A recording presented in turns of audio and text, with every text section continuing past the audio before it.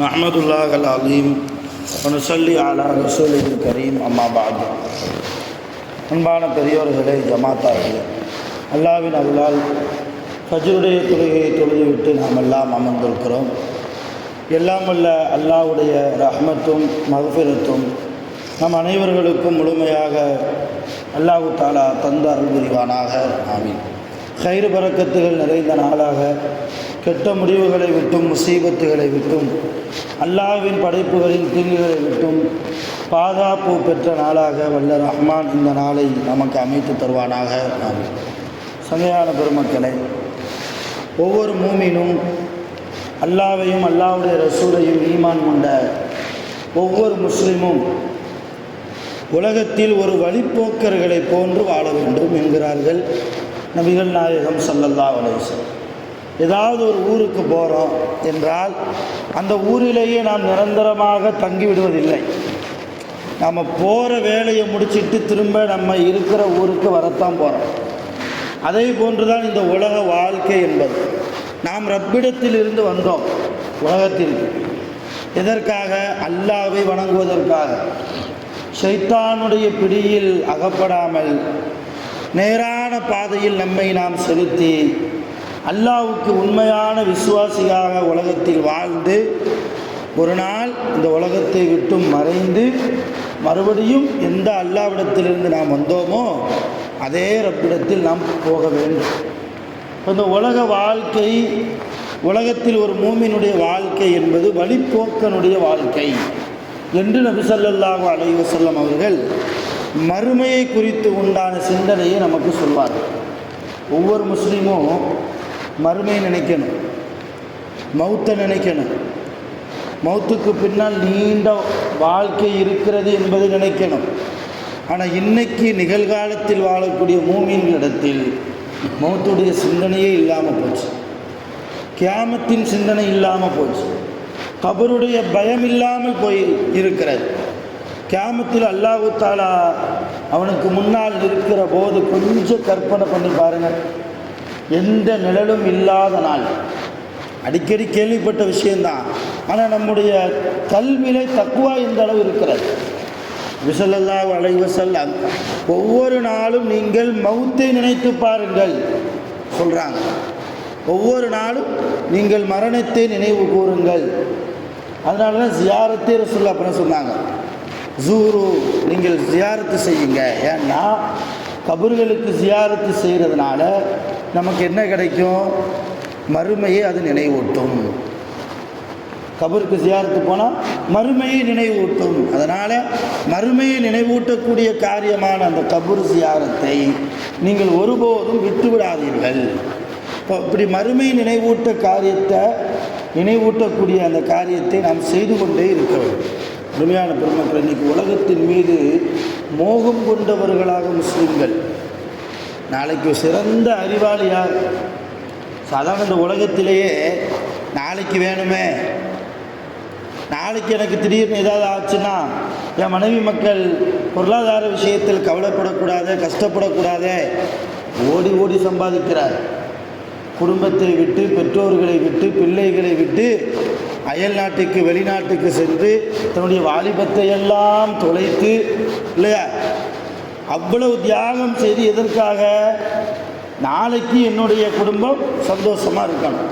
பொருளாதார விஷயத்தில் ஓடி ஓடி சம்பாதிக்கிறார். அதே போன்றுதான் இந்த உலக வாழ்க்கையை விட நாளை மௌத்துக்கு பின்னால் நீண்ட வாழ்க்கை, நிரந்தரமான வாழ்க்கை, அந்த வாழ்க்கையில் நாம் சந்தோஷமாக இருக்க வேண்டும் என்பதற்காக யார் யோசிக்கிறாரோ அவர்தான் சிறந்த அறிவாளி, அவர்தான் சிறந்த ஒரு பக்குவத்தை அடைந்தவர், நல்ல முறையில் குர்ஆனையும் ஹதீஸையும் விளங்கியவர். அல்லாஹ்வுக்கு உண்மையான விசுவாசியும் அவர்தான். நாளை அல்லாஹ்வுடைய சன்னிதானத்துக்கு முன்னால் நிற்கிற போது என் நிலைமை என்ன ஆகும்? எந்த நிழலும் இல்லாத நாள், அல்லாஹ்வுடைய அரிசினுடைய நிழல் மட்டுமே கிடைக்கிற நாள். அந்த அல்லாஹ்வுடைய அரிசினுடைய நிழலும் எல்லாருக்கும் கிடைச்சிடாது. குறிப்பிட்ட நபர்களுக்குத்தான் அந்த நிழலும் கிடைக்கும். பள்ளிவாசலோடு தொடர்புள்ளவர்களுக்கு, தனிமையில் உட்கார்ந்து தன் பாவத்தை நினைத்து அல்லாஹ்விடத்தில் அழுது மன்றாடக்கூடியவருக்கு, இது போன்ற நல்ல சாலிஹீன்களுக்குத்தான் அல்லாஹ்வுடைய அரிசினுடைய நிழல் பெறக்கூடிய பாக்கியம் கிடைக்கும். சாதாரண உலகத்திலேயே கொஞ்சம் இந்த சூரியனுடைய வெப்பம் டிகிரி அதிகமாச்சுன்னா தாங்க முடியறதில்லை. ஏசி போட்டாலும் தாங்க முடியறதில்லை. 24 மணி நேரமும் வீட்டில் ஃபேன் ஓடிக்கிட்டே இருக்க வேண்டிய சூழ்நிலை. அப்படி ஃபேனு காற்றுல இருந்தாலும் கூட அது ஒரு மாதிரி அனல் காற்றா வெக்க காற்றா. நினச்சி பாருங்கள், நாளைக்கு கபூரில் எந்த ஃபேன் இருக்குது? கபூரில் யார் வந்து ஏசி போடுவார்? அல்லாஹ்வுடைய நாட்டம் இல்லாமல். அப்போ என்னுடைய கபருக்கு அல்லாஹ் சுவனத்து தென்றல் காற்றை வீச செய்ய வேண்டும் என்றால், இந்த உலகத்தில் நான் மௌத்தை நினச்சி வாழணுமா இல்லையா? இந்த உலகத்தில் நான் எவ்வளவு தூரம் அல்லாஹ்வை பயந்து வாழணும்? இந்த உலகத்தில் அல்லாஹ் எப்படி வாழ சொன்னானோ அப்படி நான் வாழாமல் போனால் நாளை கபர் எனக்கு நரகத்தின் படுகுழியாக மாறுமா இல்லையா? இப்போ இதை ஒவ்வொரு மனிதரும் யோசித்து வாழணும். மௌத்தை பற்றி நினச்சிட்டாலே மற்ற பாவங்களுக்கே வேலை இல்லாமல் போயிடும். மௌத்தை பற்றி, மரணத்தை பற்றி, நாளை கியாமத்தில் என்னுடைய நிலைமை என்னாகுமோ என்பதை குறித்து ஒரு மனிதர் நினைத்து விட்டாலே ஷைத்தானுடைய பிடியிலிருந்தும் அவர் பாதுகாக்கப்படுவார். என்ன பாவம் செய்ய மாட்டார். ஆகா பொய் பேசுகிறனே, இதுக்கு அல்லாஹ் தண்டனை தருவானுங்கிற பயம் வரும். ஆகா ஒரு தவறான பாதையின் பக்கம் போகிறேனே, அல்லாஹ் இதுக்கு எனக்கு தண்டனை தருவானே பயம் வரும். ஆகா அடுத்த மூமியினுடைய மனதை காயப்படுத்துகிறேனே, அல்லாஹ் தண்டனை கொடுப்பானே பயம் வரும். யாருக்கு பயம் வராது? மௌத்துடைய சிந்தனை இல்லாதவர்களுக்கு, அல்லாஹ்வுடைய தக்வா இல்லாதவர்களுக்கு, கியாமத் நாளை பற்றி நினைத்து பார்க்காதவர்களுக்கு. அருமையான பெருமக்களே, அல்லாஹ்வுடைய ரஹ்மத் இல்லை என்றால் எப்போ?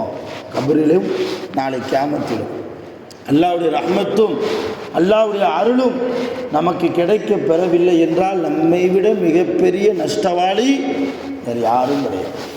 வேறு யாரும் கிடையாது. இன்றைக்கி நம்முடைய தொழுகை சரியாக இருக்குன்னு யாராவது நெஞ்சு நிமித்தி நான் உள்பட, ஆலிம்கள் உள்பட சொல்ல முடியுமா?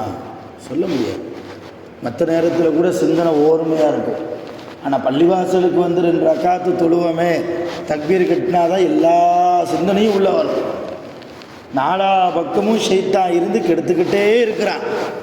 ஒவ்வொரு வினாடியும் ஷைத்தானுக்கு அடிமையாக இன்றைக்கி முஸ்லீம்கள் நாம் இருக்கிறோம். ஒத்துக்கிட்டு தான் ஆகணும். இப்படி இருக்கிற போது நாம் செய்கிற இந்த கொஞ்சம் இபாதத்தை வச்சு எப்படி நம்மளால் சொர்க்கம் போக முடியும்? எப்படி நாளை கபரில் தண்டனை இல்லாமல் பாதுகாப்பு பெற முடியும்? நபி ஸல்லல்லாஹு அலைஹி வஸல்லம் சஅத் ரலியல்லாஹு தஆலா அன்ஹு அவங்க வஃபாத் ஆயிட்டாங்க. ரசூலுல்லாஹ் காலத்தில் மிக அருமையான சஹாபி. சஅத் ரலியல்லாஹுடைய ஜனாசாவில் மலக்குகள் கலந்து கொண்டார்கள்.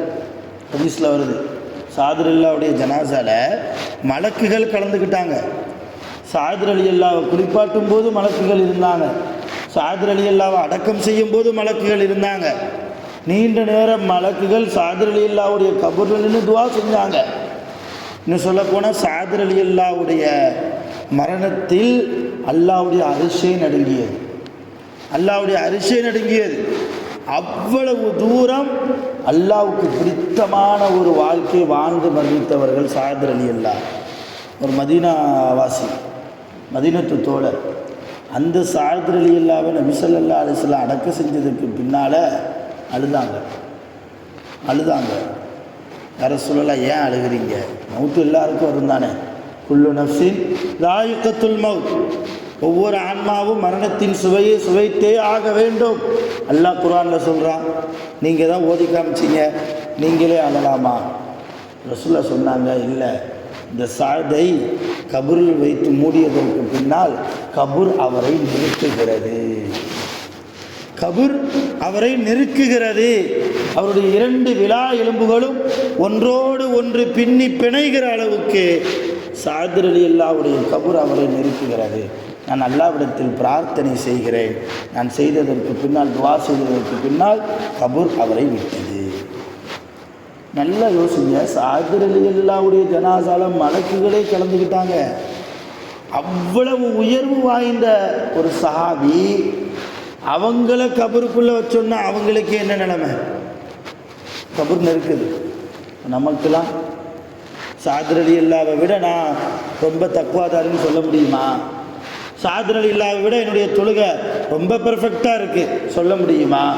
சஅத் ரலியல்லாஹை விட என்னுடைய இஹ்லாஸ், என்னுடைய நியத், என்னுடைய நடவடிக்கை, என்னுடைய குடும்ப வாழ்க்கை, என்னுடைய சமூக வாழ்க்கை எல்லாம் சரியாக இருக்குது யாராவது சொல்ல முடியுமா?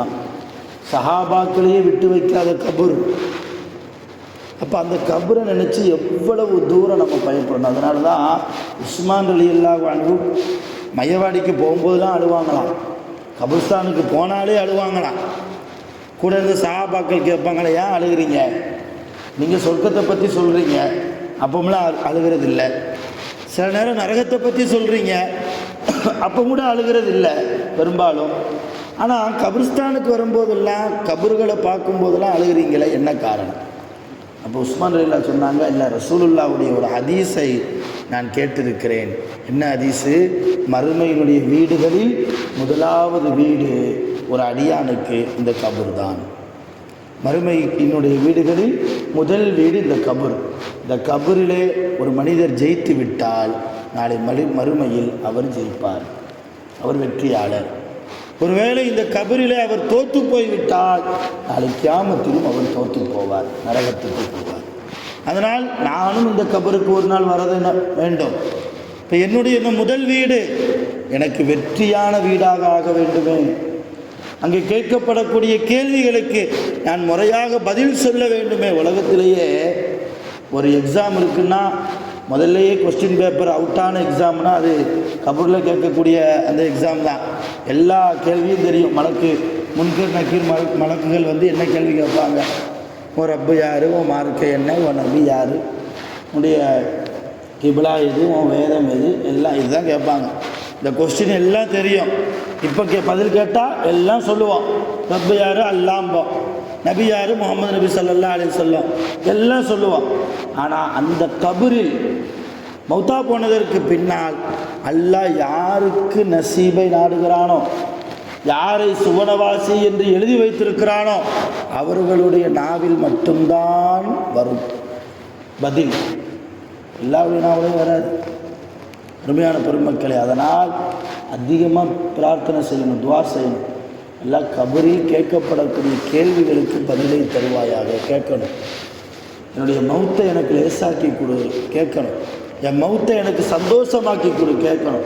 இன்றைக்கி எப்படி ஆகிப்போச்சுன்னா, ஏதாவது ஒரு வீட்டில் போய் மௌத்தை பற்றி பேசிட்டா காலங்காத்தால் என்ன மௌத்தை பற்றி பேசுகிற முசீபத்துங்கிறோம். காலங்காத்தால் நிறைஞ்ச வீட்டுக்குள்ளே மௌத்தை பற்றி பேசலாமா கேட்குறோம். இதுவெல்லாம் தேவையில்லாத மூட நம்பிக்கைகளில் சார்ந்தல். அருமையான பெருமக்களை, மௌத்தை நினைப்பது தான் ஒவ்வொரு மூமினுடைய பண்பு என்கிறார்கள். மௌத்தை பயந்து வாழ்வது தான் ஒரு மூமினுடைய அடையாளம் என்கிறார்கள் நபிகள் நாயகம் ஸல்லல்லாஹு அலைஹி வஸல்லம். மௌத்தை நினைச்சாலே, கியாமத்தை நினைத்தாலே, நான் முதல்ல சொன்ன மாதிரி எந்த பிரச்சனைக்கும் வேலை இல்லை.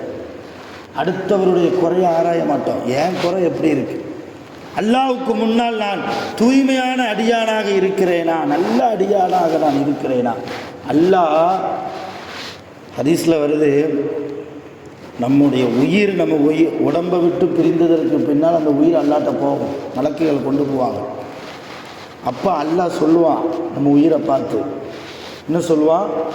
இவன் என்னுடைய அடிமை, இவன் என்னுடைய அடிமை அப்படின்னு அல்லாஹ் சொல்லுவானா. ஆனால் எல்லா உயிரை பார்த்து அப்படி சொல்லிட மாட்டான். யாருடைய வாழ்க்கையை அல்லாஹ் பொருந்தி கொண்டானோ, யாருடைய நல்ல அமல்களை அல்லாஹ் ஏற்றுக்கொண்டானோ, யார் அல்லாஹ் சுவனத்துக்கு அழைச்சிட்டு போகணும், கொண்டு போகணும்னு அல்லாஹ் நாடுறானோ, அப்படிப்பட்ட உயிர்களை பார்த்து தான் அல்லாஹ் என்ன சொல்லுவான்? ஆணாக இருந்தால் இவன் என்னுடைய அடியான், பெண்ணாக இருந்தால் இவள் என்னுடைய அடிமை பெண், இவளை நான் கபூல் செய்து விட்டேன், இவருடைய உடம்புக்கே இவளை திருப்பி அனுப்புங்கள், கபருக்கு திருப்பி அனுப்புங்கள் அப்படின்னு அல்லாஹ் சொல்லுவான், உத்தரவு போடுவான். இப்போ என்ன சொல்ல வரேன்னா, அல்லாஹ் நம்மளை பொருந்திக்கிறணும், அவனுடைய நாவிலிருந்து வரணும், இவன் என்னுடைய அடிமை, அல்லாஹ் ஒத்துக்கிடணும். அந்த வாழ்க்கையை வாழணும். யாரிடத்திலும் குரோதம் இல்லாமல், விரோதம் இல்லாமல், பகைமை பாராட்டாமல், எல்லோருடனும் இணக்கத்தோடு, அதே நேரத்தில் அதிகமாக மௌத்தை நினைத்து பார்ப்பவர்களாக, கியாமத்தை நினைத்து பயந்தவர்களாக, சுவனத்தை ஆதரவு வைத்தவர்களாக. நபி ஸல்லல்லாஹு அலைஹி வஸல்லம் அடிக்கடி கேட்ட துஆ, அல்லாஹும்ம இன்னி அஊது பிக்க மின் அஸாபில் கப்ர். அடிக்கடி கேட்ட துஆ, அல்லாஹும்ம இன்னி அஊது பிக்க மின் அஸாபில் கப்ர். அல்லாஹ் கபருடைய வேதனை விட்டு முன்னிடத்தில் நான் பாதுகாப்பு தேடுகிறேன். யார்? நம்மளை மாதிரி சாதாரண ஆளான நபி ஸல்லல்லாஹு அலைஹி வஸல்லம் ரசூலுல்லாஹ். பொதுவாகவே நபிமார்களுடைய உடம்பை மண் சாப்பிட்றது இருக்குது, அது மண்ணுக்கு ஹராம். நபிமாருடைய உடம்பை சாப்பிட்றது மண்ணுக்கு ஹராம்.